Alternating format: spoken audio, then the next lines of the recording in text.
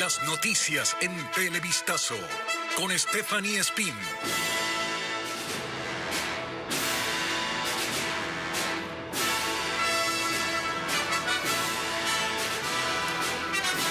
Amigos, muy buenas tardes, bienvenidos a esta emisión de Televistazo. Empezamos con las noticias destacadas en esta nueva semana. A su retorno de Estados Unidos, el presidente Guillermo Lasso cambió el mando de la Armada. John Merlo es el nuevo comandante y su designación ocurrió después del escándalo por el procesamiento de 8 marinos por presunto tráfico de drogas. Paul Romero sigue este tema. El presidente Guillermo Lasso, mediante decreto ejecutivo, designó al contraalmirante John Merlo como nuevo comandante de la Armada en reemplazo de Brumel Vázquez. El mandatario escogió al segundo de la terna de oficiales más antiguos y dejó fuera de la institución a Alejandro Villasís. Los cambios en la cúpula de la Armada ocurrieron a pocos días del escándalo por un caso de narcotráfico.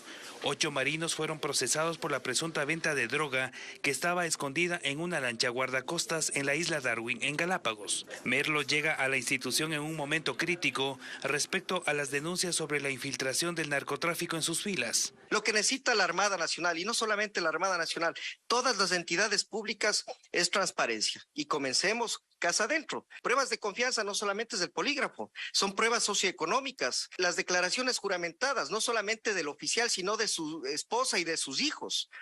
La semana pasada también se conoció que la Embajada de Estados Unidos habría revocado la visa a 18 militares de alto rango, la mayoría de la Armada, por temas relacionados. Pero también existe cuestionamientos a la designación del nuevo comandante, quien en 2018, cuando ocurrió el secuestro del equipo de diario El Comercio en Mataje, Merlo habría autorizado el paso a esta zona de conflicto. Para nosotros una burla tanto para el pueblo ecuatoriano, para la memoria con nuestros muertos, y sobre todo nos ratifica que la política ecuatoriana es lo mismo, porque no recuerdan quiénes fueron estas personas, del papel que desempeñaron en una crisis tan grave como la de la frontera. Y eso para nosotros es muy decepcionante como familiares de las víctimas, como víctimas. Este lunes Merlo asumirá el despacho de la comandancia de la Armada en Quito. El gobierno sostiene que el retiro de visas por parte de Estados Unidos a oficiales de la Policía Nacional y de Fuerzas Armadas, así como a jueces y fiscales, no es un hecho que pase desapercibido. Según el secretario de Seguridad, Diego Ordóñez, las acciones soberanas de ese país generan investigaciones locales. Descarta que exista un espíritu de cuerpo para evitarlas.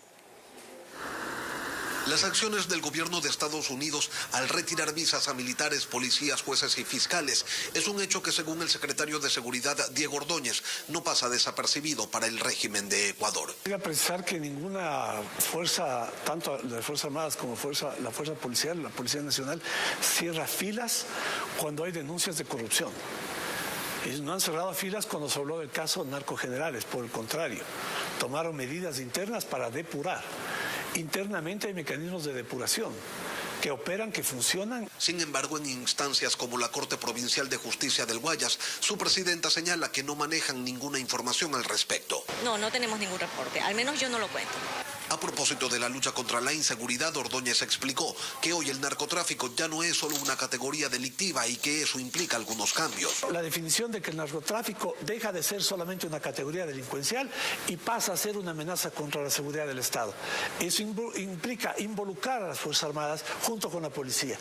Para eso hay que dar capacidades operativas, inteligencia, y estamos trabajando en eso. Ante los reclamos ciudadanos por la libertad que algunos jueces le otorgan a delincuentes peligrosos, la titular de la Corte Provincial señala que en otras instancias no se está ejecutando un trabajo prolijo. Han habido casos en que Fiscalía no se opone a que se cambie la medida cautelar y deja abierta la posibilidad de que las personas puedan salir beneficiadas de una medida alternativa. Todo esto en medio de una crisis de inseguridad que, según el gobierno, se aborda desde distintos frentes, pero que la ciudadanía percibe que no ha sido suficiente.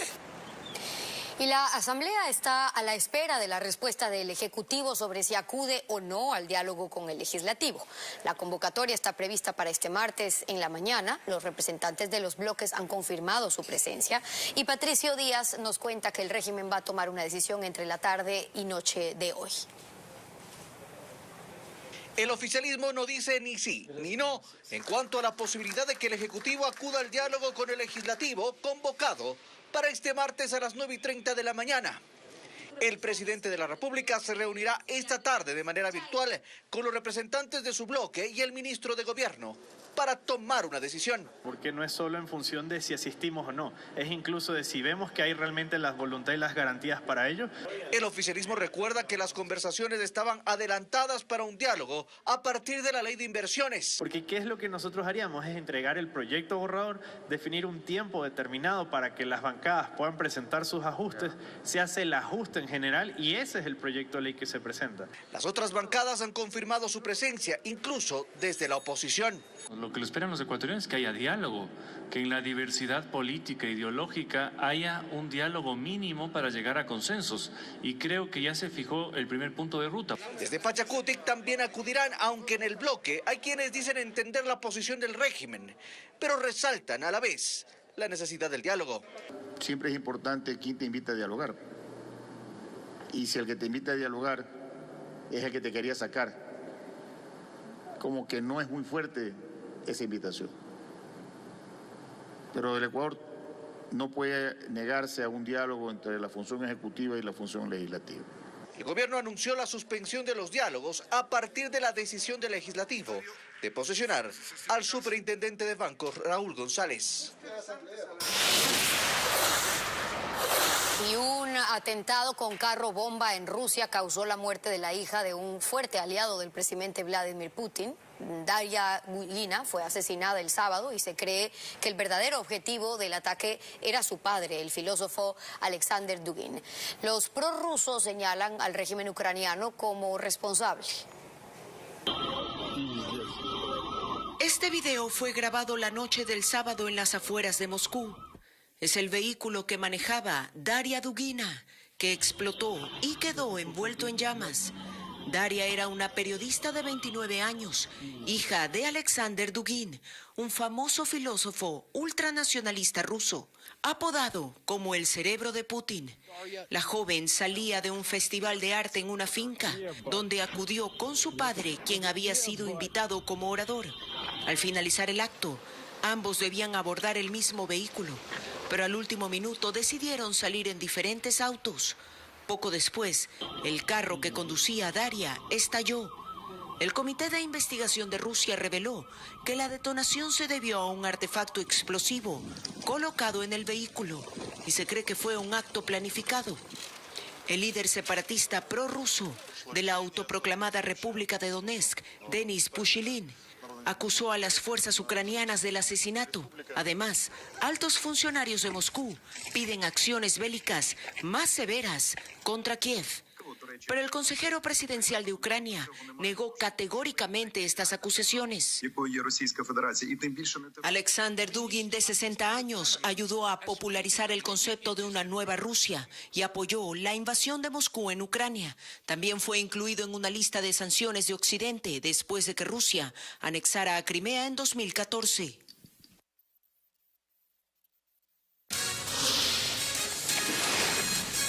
Nos vamos a ir a una pausa y cuando regresemos hay alarma en Bastión Popular tras la detonación de un explosivo frente a un jardín de infantes. Ya le contamos qué medidas tomarán las autoridades del Guayas.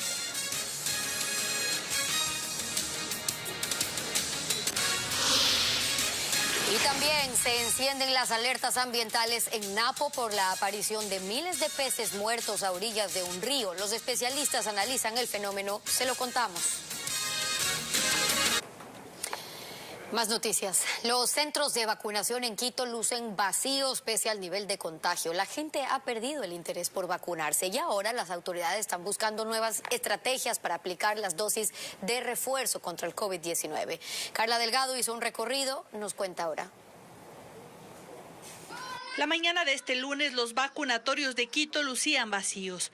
En Chimbacalle Sur de la ciudad, el pasillo de espera permanecía desolado. Esto aunque comprobamos que en este centro sí hay dosis contra el COVID-19.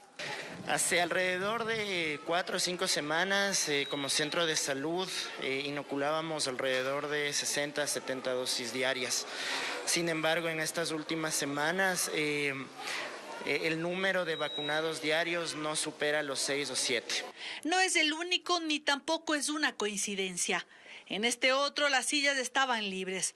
Durante el tiempo que estuvimos en el lugar, apenas un adulto mayor se vacunó. Es la cuarta dosis que me pongo, es importante por prevenir uno mismo, la salud propia de uno mismo. En el país el ritmo de vacunación se detuvo drásticamente. Apenas el 41% ha recibido la primera dosis de refuerzo, es decir, la tercera vacuna, y solo el 9.3% la cuarta. Ocurre cuando la nueva meta del gobierno es que hasta el 30 de septiembre el 90% de personas tengan todas las dosis. Objetivo que al menos por ahora se ve lejano. Por eso ya se buscan nuevas estrategias. Para este 27 de agosto, desde el Ministerio estamos impulsando una gran minga de vacunación contra la COVID-19 en todo el territorio nacional. Todo esto en medio de otra ola de COVID-19 en el país, mientras en otros centros de vacunación del norte lo mismo. Dosis suficientes de vacunas, pero nadie haciendo fila para inmunizarse. Y las autoridades buscan combatir los actos delictivos relacionados con el tráfico de drogas en planteles educativos en Guayas. Y para esto han instalado una mesa técnica en busca de la coordinación y trabajo en conjunto entre la policía y los padres de familia. Sin embargo, esta mañana hubo pánico por un atentado con explosivo frente a una unidad educativa en Guayaquil. Diego Cuenca nos va a traer ese reporte más adelante.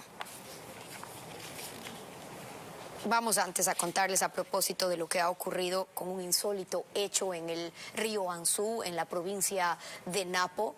Han hallado miles de peces muertos y esto ha causado alarma en la población del cantón Arosemena-Tola, pues no saben, desconocen las causas de este fenómeno.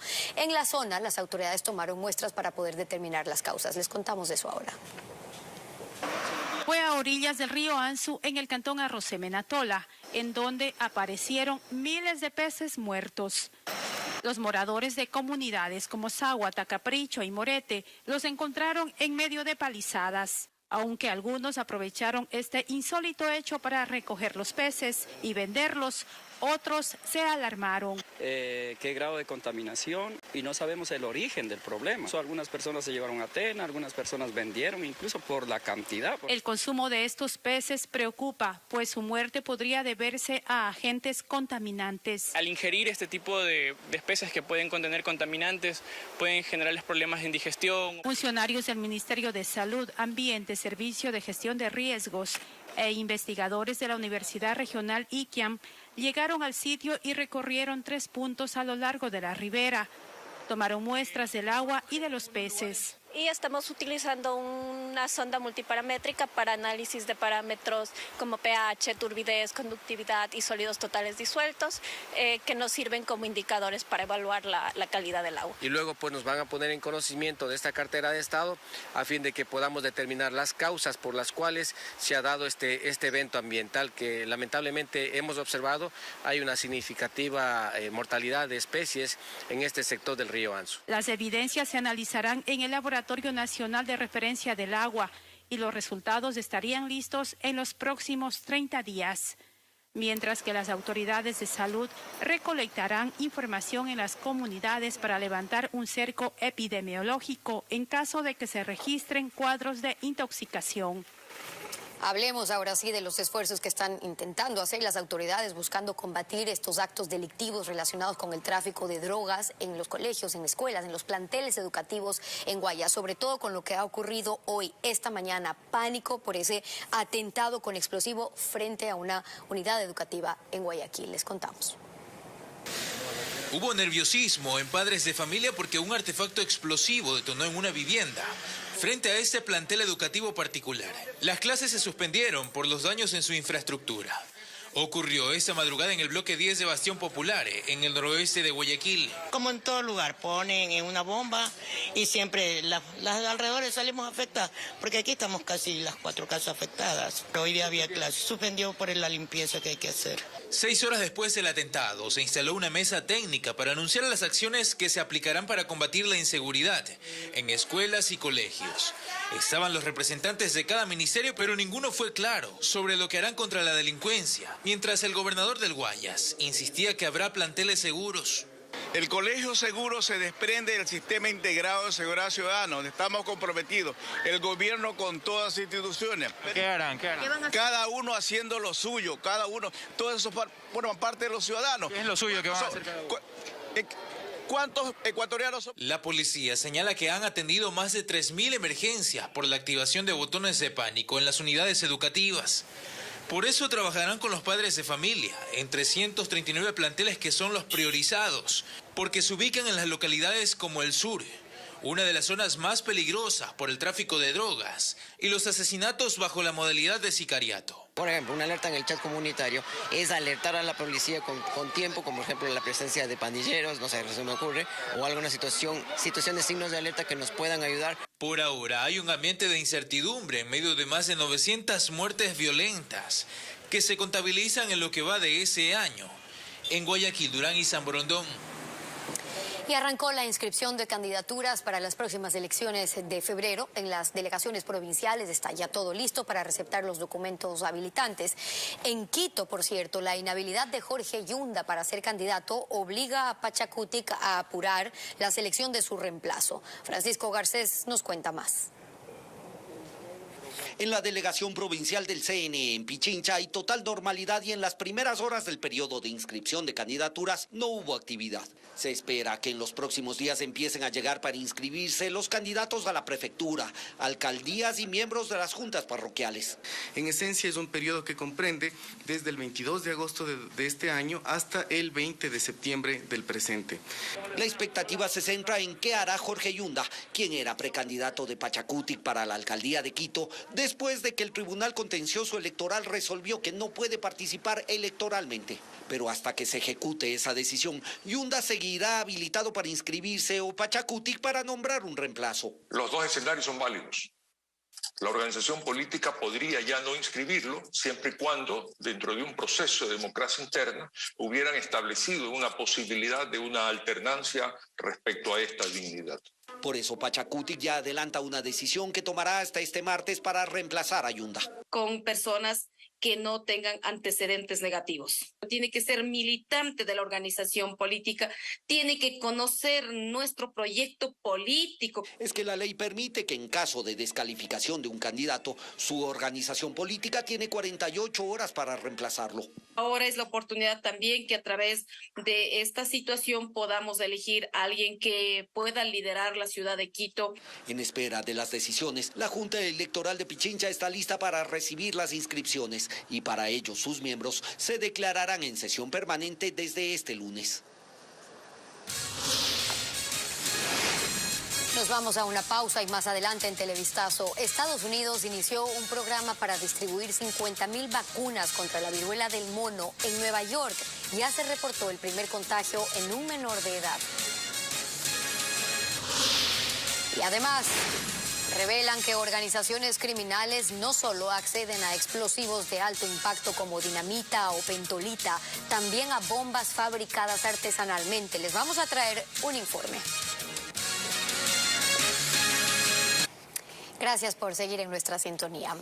El crimen organizado dedicado al tráfico de drogas y al lavado de activos estaría detrás de este drástico incremento de muertes violentas que se están reportando en Santa Elena.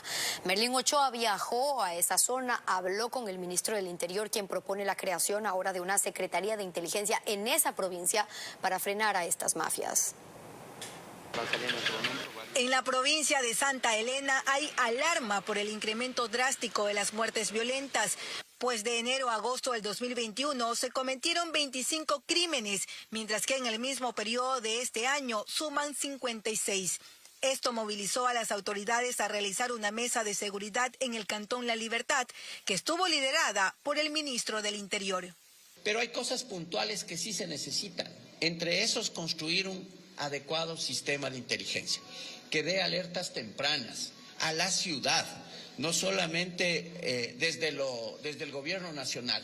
Creo que ciudades turísticas como Salinas necesitan una secretaría de inteligencia, de prevención del delito, que esté trabajando articuladamente con el gobierno nacional. Según la autoridad, se trata de una guerra entre mafias por tener el control no solo por el narcotráfico y microtráfico, también por el lavado de activos, cuya finalidad es adquirir bienes legales con dinero ilícito, producto de la venta de droga.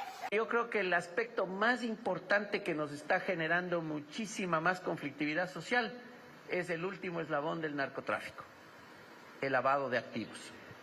¿Cómo descubrimos nosotros y vemos construcciones y vemos empresarios bollantes de la noche a la mañana y vemos emprendimientos y toleramos y al final todos estos mecanismos siguen creciendo y creciendo y creciendo? En Santa Elena las mafias no solo sacan droga por mar, también por aire. Solo aquí se han identificado 24 narcopistas. Según las Fuerzas Armadas, hace 2 meses se instaló en la provincia un sistema móvil de radar, pero no dieron a conocer los resultados. Y un atroz crimen se registró anoche en la vía Buenafé en Santo Domingo, provincia de Los Ríos. Un reconocido piloto de carreras 4x4 fue acribillado junto a su esposa cuando estaban estacionados en el kilómetro 5 de esa carretera.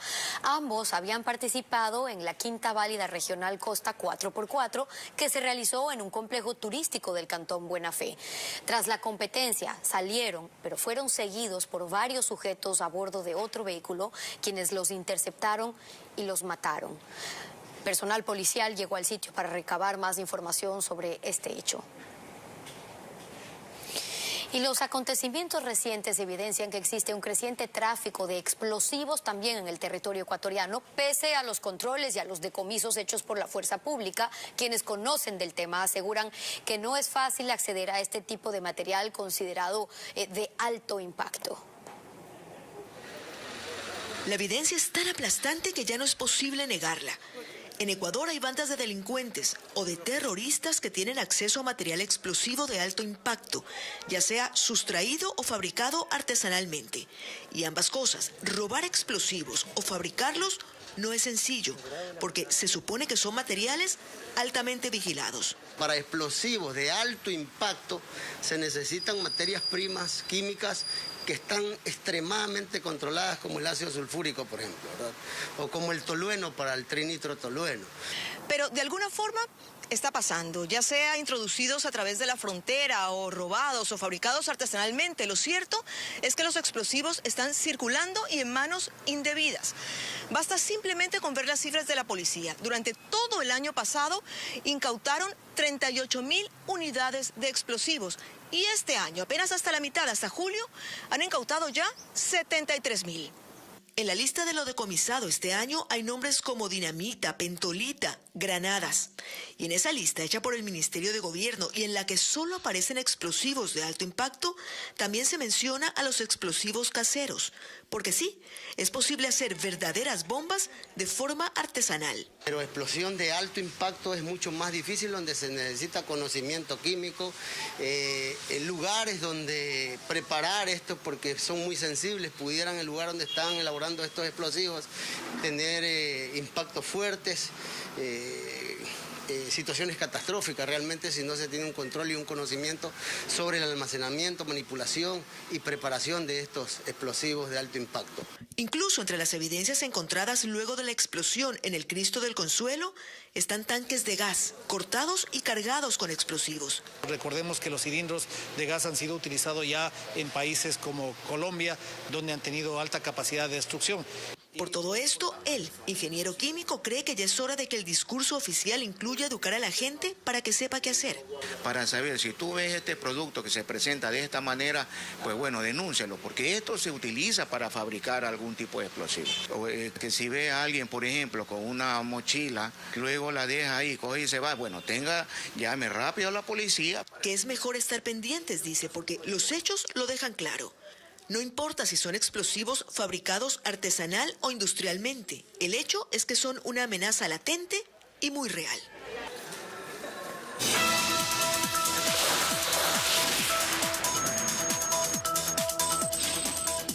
Un vistazo a otras noticias del mundo. Estados Unidos reporta 14.600 casos de viruela del mono, con un primer contagio de un menor de edad en Nueva York.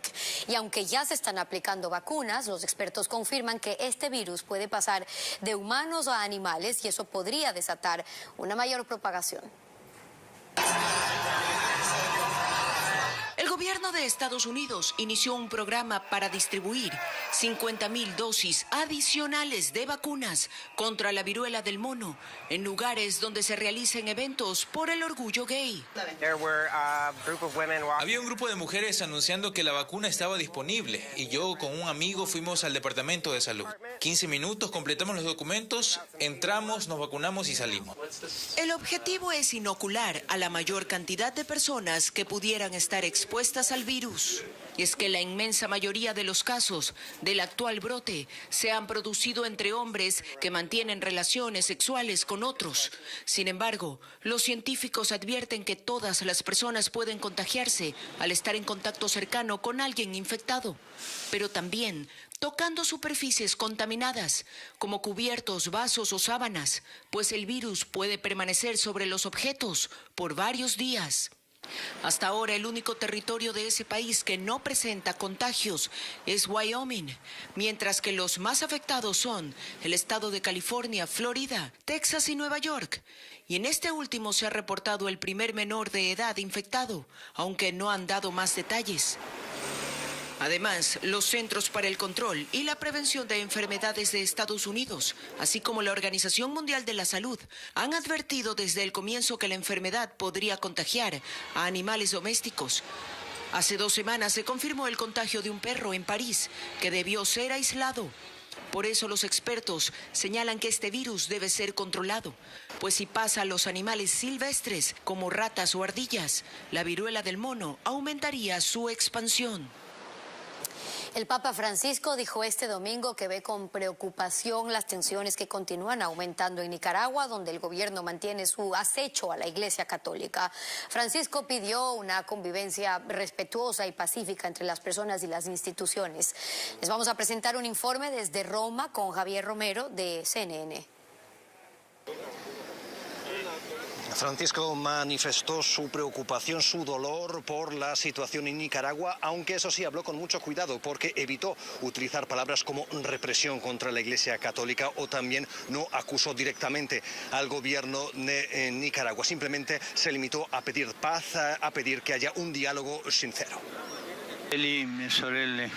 Hermanos y hermanas, sigo desde cerca con preocupación y dolor la situación creada en Nicaragua, que involucra a personas e instituciones.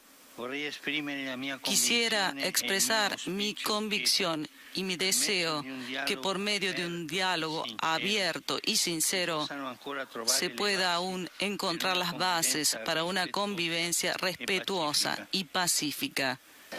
Las tensiones entre gobierno de Nicaragua e Iglesia Católica se han ido recrudeciendo, no solo en las últimas semanas con la detención de un obispo y de varios sacerdotes, sino que es una cuestión que ya viene desde lejos. De hecho, en el pasado mes de marzo, el Vaticano lamentó con sorpresa el hecho de que el gobierno de Nicaragua decidiera expulsar el nuncio del Vaticano ante el país.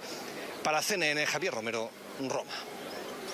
Y la Fiscalía de Perú investiga a la primera dama de ese país, Lilia Paredes, a sus hermanos David y Jennifer y Walter y a 2 empresarios como integrantes de una presunta organización criminal. Aseguran que la esposa del presidente Pedro Castillo coordinaba reuniones con compañías en busca de contratos de obras públicas y que su hermana establecía citas con los alcaldes para ofrecerles los proyectos. Todo esto con la venia del mandatario. El viernes pasado, Castillo se refirió a estas arremetidas contra su familia y aseguró que su esposa responderá ante el Ministerio Público por estas indagaciones. En Estados Unidos, 3 policías de Arkansas fueron suspendidos el domingo tras hacerse público un video en el que se los ve dándole prácticamente una paliza a una persona detenida. Las imágenes muestran al hombre inmovilizado en el suelo por los agentes. Uno de ellos lo golpeó varias veces, impactó su cabeza contra el suelo, mientras otro le daba patadas en el cuerpo. La Policía Estatal de Arkansas acudió ante el llamado de un sujeto que estaba amenazando al empleado de una tienda con cortarle la cara y lanzando mensajes terroristas. Vamos a Perú. 50 parejas se casaron a orillas del lago Titicaca, ubicado en la provincia de Puno. El acta público fue organizado por el municipio local este sábado y se llevó a cabo aplicando una mezcla de modernas y ancestrales costumbres andinas. Este evento fue dirigido por un chamán nativo, quien realizó un ritual que da entrega de ofrendas a la Madre Tierra para desear el bien a las parejas y además que jamás se separen.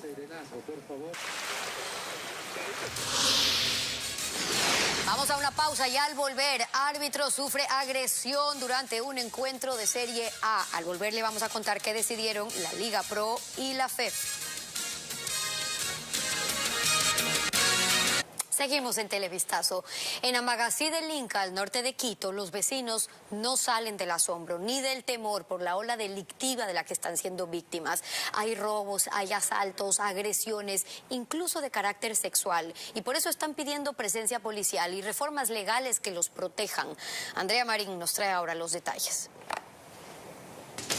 En este video quedó registrado cuando 4 hombres ingresaron y asaltaron en un local comercial. En el interior, la propietaria, trabajadoras y una clienta vivieron momentos de terror. Ocurrió en Amagací del Inca, en el norte de Quito. Fuimos atacados por 4 sujetos armados con armas 9 milímetros. Nos sometieron, nos robaron todo, me robaron todo en mi local. Fui abusada. Me metieron la mano, nos insultaban, nos golpeaban, nos amenazaban, nos robaron todo y nos dejaron incluso encerradas en el local. Según los vecinos, el barrio está tomado por la delincuencia. No hay día que no se cometan delitos. Aquí no se puede transitar en paz por nuestras calles ni en la mañana, ni en la tarde, ni en la noche. Y como le digo, los asaltos son a diario. Hacemos un llamado a las autoridades, al señor presidente, a la Asamblea Nacional para que cambien las leyes. Necesitamos que las leyes sean más endurecidas para castigar a los delincuentes. La policía, lamentablemente, no hay patrullaje. En reiteradas ocasiones les hemos pedido su apoyo, pero nos dicen que el UPC no tiene los recursos. Las camionetas, los automóviles, las motos están inservibles. En este video se evidencia cómo cubren la placa del vehículo para poder actuar. Dicen que nadie puede permanecer en la calle, ni siquiera en un vehículo. Son asaltados como se observa en estas imágenes grabadas por una cámara de seguridad, cuando los ocupantes de un auto estacionado son abordados por delincuentes que se parquearon atrás, sustraen las pertenencias y se van. Los moradores piden que se ejecuten acciones contundentes que frenen la ola delictiva. Necesitamos más patrullaje, necesitamos más apoyo de la policía para poder vivir en paz. Y no es justo que los delincuentes sean los dueños prácticamente de Quito. Nos tienen completamente asustados, no podemos salir. A mí me han generado un trauma terrible. Les preocupa que a pocos días del inicio de clases la inseguridad se haya instalado en su sector. Demandan seguridad. Su vida transcurre en medio del temor. Y esta madrugada se registró un aparatoso accidente de tránsito en el norte de Guayaquil. El conductor de un camión en estado etílico chocó a 4 carros y una carretilla de comidas. Tras este siniestro, el hombre huyó y terminó cayéndose en una zanja donde tuvo que ser rescatado y atendido. El fuerte estruendo alarmó a los habitantes de Sauces, en el norte de Guayaquil, esta madrugada.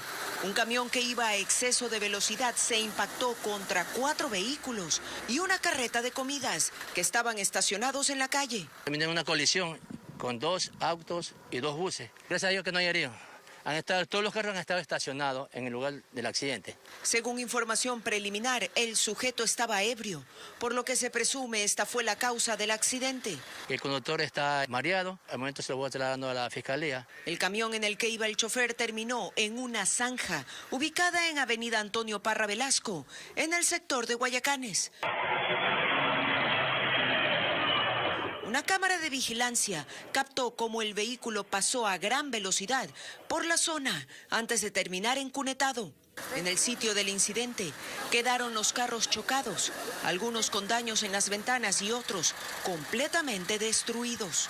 Uno de los perjudicados llegó al lugar a ver lo ocurrido y constatar las afectaciones en su auto y en el expreso con el que trabaja. Más perjudicados son el concho de vino que se llevaron, este carrito plomo, la furgoneta y el carreto y mi carro. Son los dos carros que me han abollado a mí. ¿Quién me reconoce todo eso? El conductor implicado fue llevado hasta la fiscalía, mientras que el camión, durante las primeras horas de la mañana, continuaba dentro de la zanja.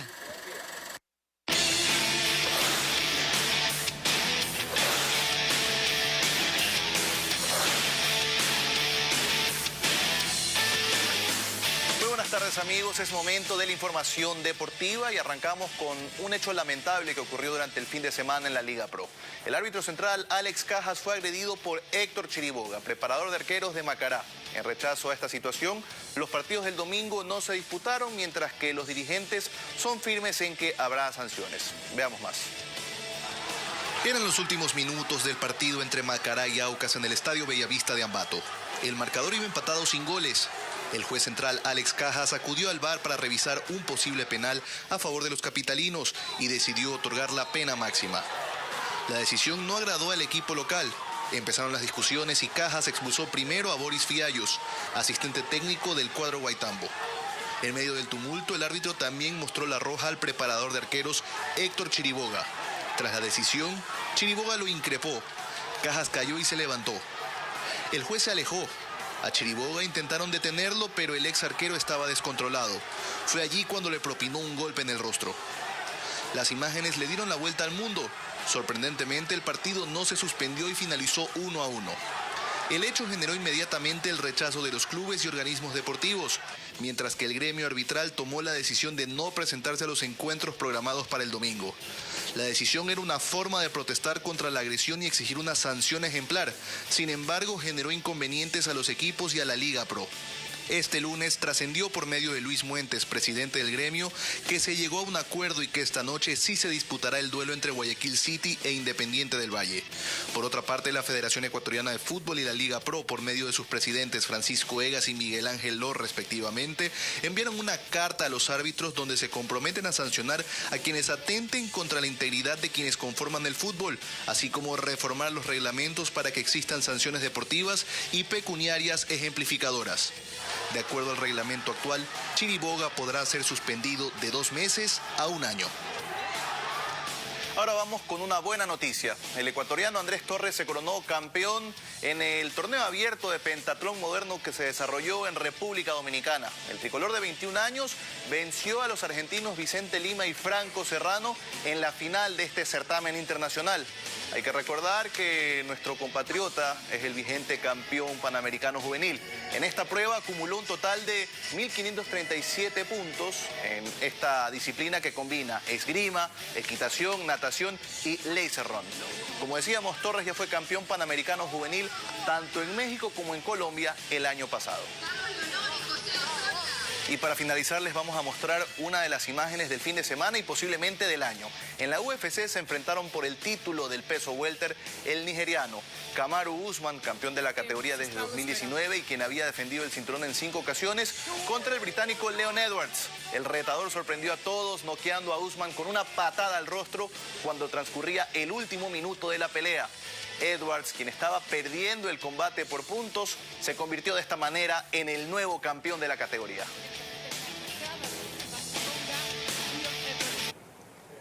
Más noticias a esta hora. Para salvar a la laguna de Yaguarcocha, que agoniza en medio de la contaminación, el municipio de Ibarra ha invertido cerca de $3 millones para ejecutar algunas medidas de remediación, como por ejemplo la introducción de algas. Sin embargo, el aspecto de la laguna es cada vez peor. Cristian Tinajero nos cuenta.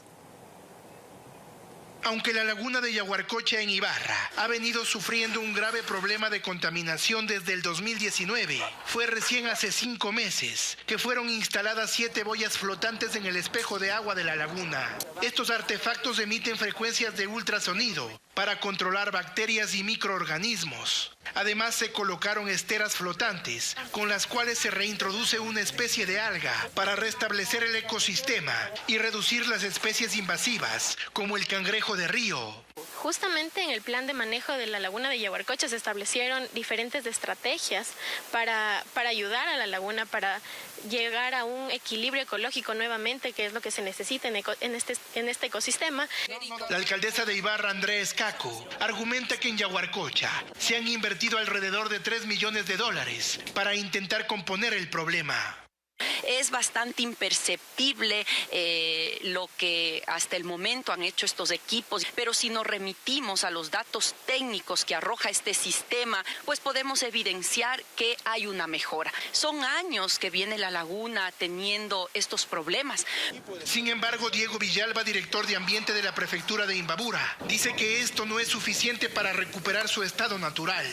El acelerado crecimiento de la contaminación que tiene el espejo de agua hace que esas actividades propuestas a este momento no sean las adecuadas.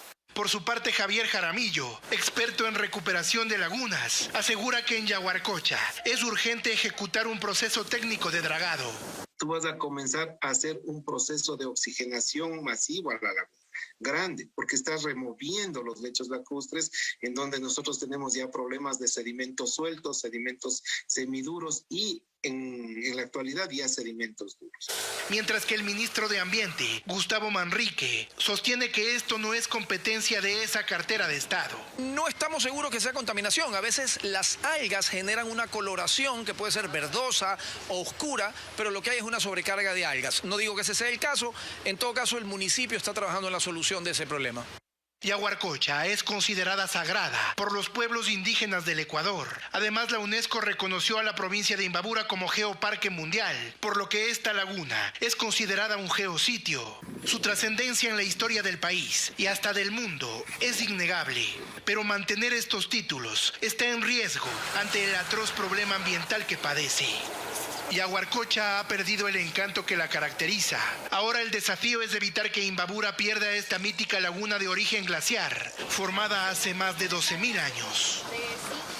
Y en una noticia que nos llena de orgullo, con más de 25 años de trayectoria, nuestros compañeros camarógrafos Raúl Cruz y Javier Ruiz fueron homenajeados en el Día Mundial de la Fotografía.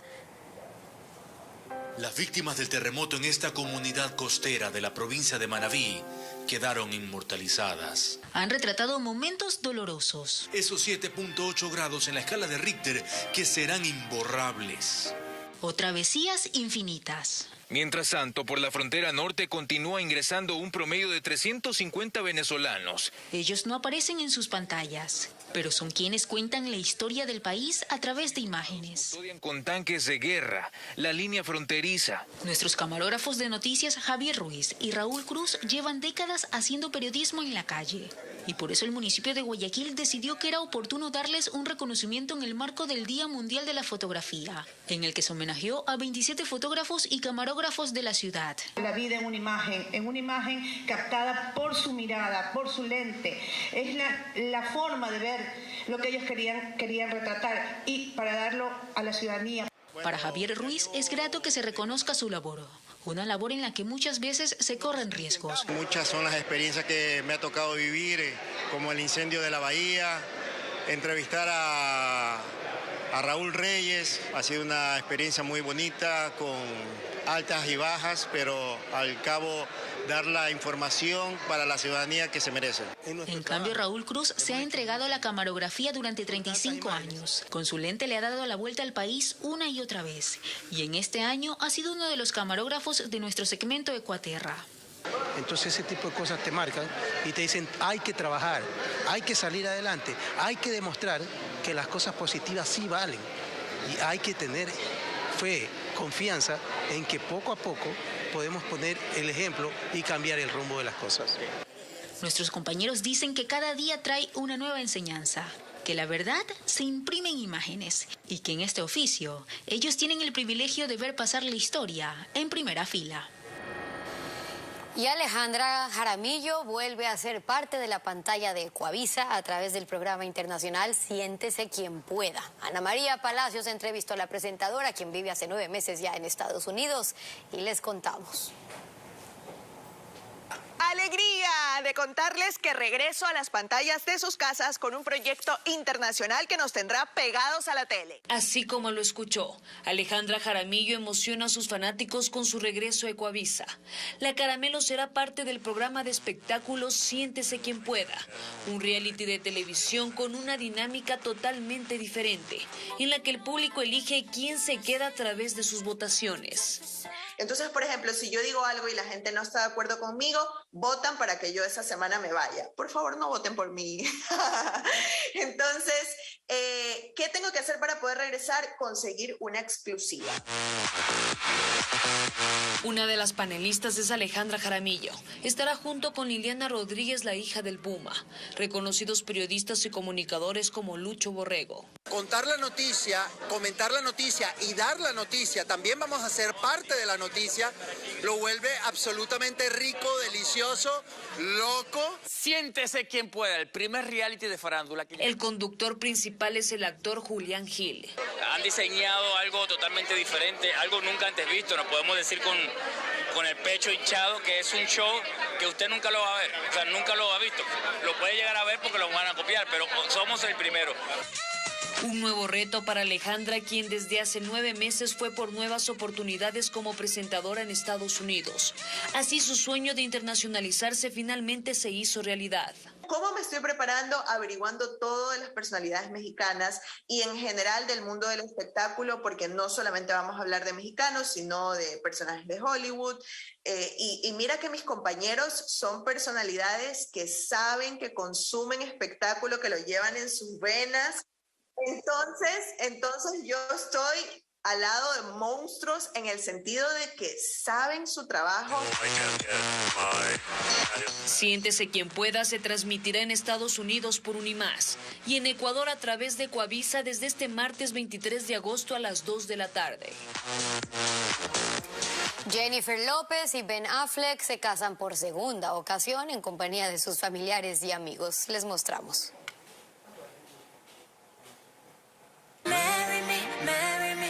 Jennifer López y Ben Affleck festejaron por segunda ocasión su amor.